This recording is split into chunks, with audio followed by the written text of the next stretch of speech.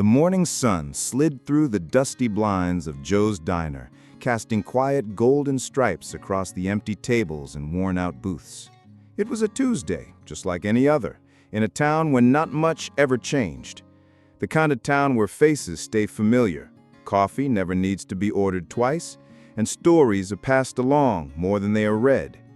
In the back corner, in the same booth he'd claimed for over a decade, sat Walter Hayes, 85 years old, retired Army major, and a man whose presence spoke louder than most conversations.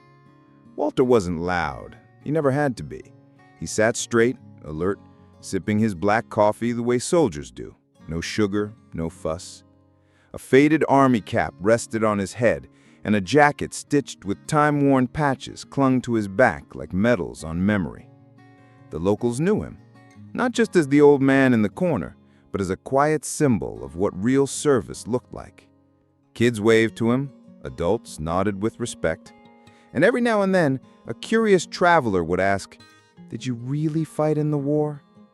He'd smile, maybe share a sentence or two, then go back to his paper. He never bragged, never needed to. If you're enjoying this story so far, make sure to subscribe to Chronicle Hub. We bring you real stories that echo louder than fiction. That morning, like all others, Walter had arrived just after sunrise. Joe, the owner, had already poured his cup before he even walked through the door.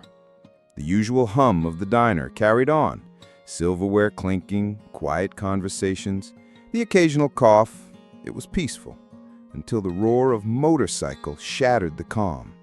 3 bikes screeched into the parking lot, their engines howling like a challenge to the silence. The windows rattled. Joe looked up, sighed. A few customers stiffened. They'd seen this kind before.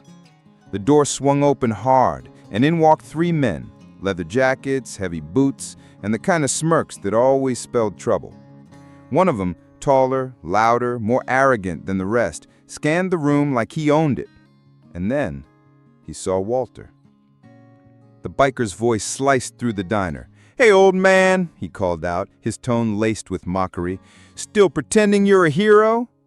The room froze. Forks paused midair. Walter looked up, not startled, just calm, like a man who had faced worse and lived to sip coffee after it. "Excuse me?" he said quietly. "You heard me. You ain't nothing but a dusty fossil in a silly hat." Joe clenched his towel behind the counter. A woman pulled her kid closer. But Walter, he didn't flinch. He looked the man in the eye and said, "That silly hat represents the years I served this country."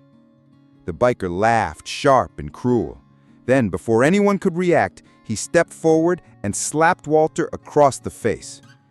The sound rang out like thunder. A gasp rolled through the diner. Joe slammed his hand on the counter. "That's it! Get out! You've crossed the line!" But the biker just grinned. What's he gonna do? Call in the army? He laughed again, louder this time, as if trying to bury the guilt already creeping in behind his eyes. Walter didn't shout. He didn't cry. He just reached into the pocket of his coat and pulled out an old flip phone. He opened it slowly, dialed a number, and said 6 words. "It's dead. I need you now." Then he closed the phone and went back to his coffee. If you're still here, take a second to hit that subscribe button. Stories like these are what Chronicle Hub is all about. Truth, honor, and the moments that define us. The biker laughed again, but it felt weaker this time, unsure. The minutes passed. Walter didn't move. He just sat there, sipping coffee, flipping through his paper while the diner buzzed with whispers. 10 minutes, then 20. At exactly the 30-minute mark, the sound of engines returned, not motorcycles this time, but something heavier. Outside, several Humvees rolled into the parking lot. Every head turned toward the windows. Tires crunched over gravel. Car doors slammed. Uniformed soldiers stepped out, lined up with practiced precision. The loud biker's face went pale. The noise, the confidence drained from him. Then the diner door opened, and in walked a tall man in full uniform, chest gleaming with service ribbons, eyes sharp and unshaken. He looked around once. "Dad?" Walter stood, slowly. The man crossed the room and embraced him with both arms. The diner was silent. The biker tried to sink into his booth. Chronicle Hub brings you these real stories from the corners of America where dignity still walks in silence and justice doesn't always need a badge. If you believe in honoring those who've earned it, hit that subscribe button now. Walter's son turned toward Joe. "Where is he?" Joe pointed without hesitation. The biker shrank further. Soldiers stood firm, not touching him, just surrounding, reminding. Walter's son walked up, calm, cold. "You slapped my father," he said. "An American war hero. You think that's brave?" The biker stammered. I didn't know who he was." "It doesn't matter," the officer replied. "You don't treat anyone like that, especially not him." The biker's breath caught in his throat. He looked around at the soldiers standing like statues, unmoved by his sudden fear. No one laid a hand on him, but he knew. He knew he wouldn't walk out of there untouched, at least not in the way that mattered. His pride had brought him in loud. Now silence pressed down on him like a punishment he couldn't fight. Walter didn't speak. He didn't have to. He stood behind his son, his face calm, but his presence felt heavier than any uniform. His cheek was still red from the slap, but he held his head high. It wasn't about pain. It was about dignity. Captain Aaron Hayes never raised his voice. He didn't threaten. He didn't need to.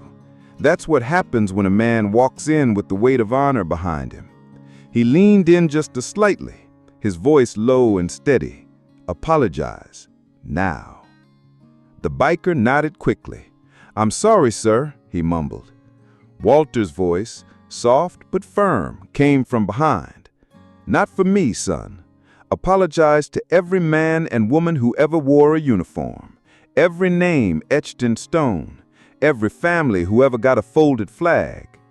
The biker's mouth opened, closed, then opened again. I'm sorry," he said, louder this time. "I didn't mean to. I didn't know." Walter stepped forward. It's not about knowing. It's about how you carry yourself when you think no one's watching. The soldiers didn't move, but the message was clear. Respect isn't optional. It's earned, yes, but once earned, it should never be denied. The biker, still pale, was allowed to leave. He walked past the line of uniforms, each one watching him, not with hate, but with something heavier: disappointment. If you're still with us, hit that subscribe button now. These are the stories that don't just entertain, they remind. Chronicle Hub brings you the truths behind quiet people, powerful moments, and the history still living among us. As the biker pushed open the door and disappeared into the parking lot, the diner erupted in quiet applause. No cheers, no shouting, just respectful claps. A few people stood. One man saluted. Another wiped his eyes. Joe poured Walter another cup without asking. Aaron sat beside his father. Neither of them said much.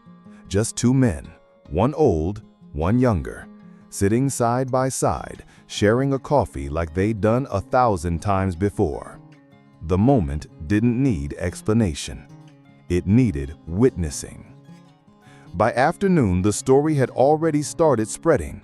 A local reporter who'd been sitting in the back had snapped a photo of Walter and Aaron. He wrote a short piece. That piece found its way online, and like wildfire, the story went viral.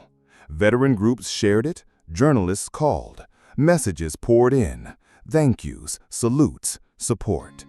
Even a congressman showed up one morning to shake Walter's hand and sit in his booth for just a few quiet minutes. Joe's diner didn't change much. The pancakes still came out with too much syrup. The coffee still tasted a little burnt. But right there in Walter's booth, they added something new. A small plaque mounted just under the window.